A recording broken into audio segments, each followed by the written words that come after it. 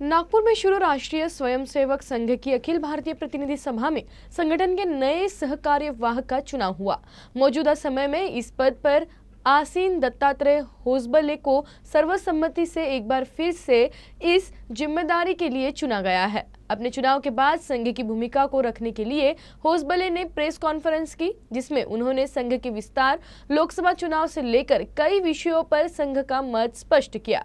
इस press conference में संघ की ओर से एक बड़ा बयान अल्पसंख्यकों को लेकर सामने आया। होसबले ने कहा कि देश में माइनॉरिटिज्म को लेकर जो पॉलिटिक्स हो रही है वो बंद होनी चाहिए। संघ ने हाल के समय में चर्चा में आए इलेक्टोरल बॉन्ड पर भी अपना मत रखते हुए इसे नया प्रयोग बताया। दत्तात्रेय होसबले को सर्वसम्मति से एक बार फिर राष्ट्रीय स्वयंसेवक संघ का सहकार्यवाह चुन लिया गया। उनके निर्विरोध चुनाव पर अभिनंदन के साथ जब एक पत्रकार ने कहा कि लोकसभा चुनाव से ठीक पहले आपको मिली जिम्मेदारी से बीजेपी में खुशी की लहर है, तो इसका जवाब होसबले ने सिर्फ मंद मुस्कान से दिया। लेकिन इसके अलावा विभिन्न विषयों पर संघ की भूमिका उन्होंने बड़े ही विस्तार से रखी।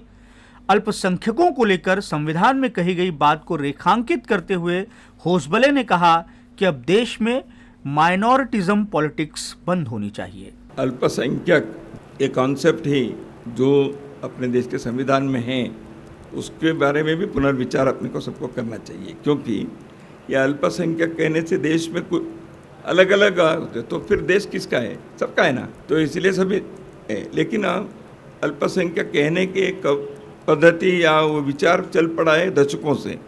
इसलिए रूढ़ार्थ में जो हिंदू हैं, हिंदू कोडबिल से जो हिंदू मानते हैं, वो सभी का संगठन संघ करता ही है। होसबले ने कहा कि संघ का लगातार विस्तार हो रहा है, लोगों के हृदय में संघ प्रवेश कर रहा है।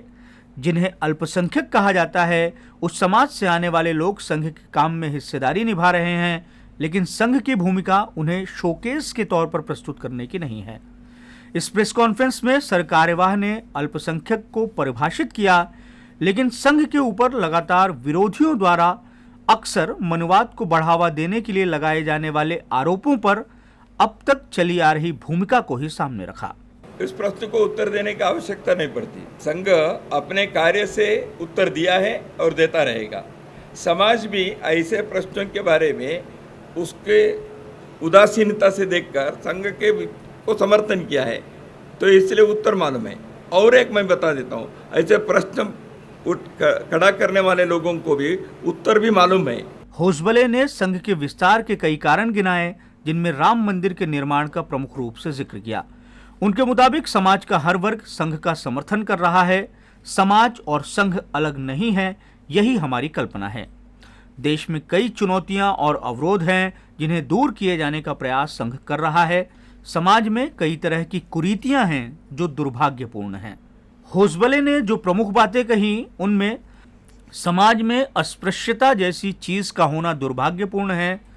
संदेश खाली जैसी घटनाएं समाज में आक्रोश पैदा करती हैं।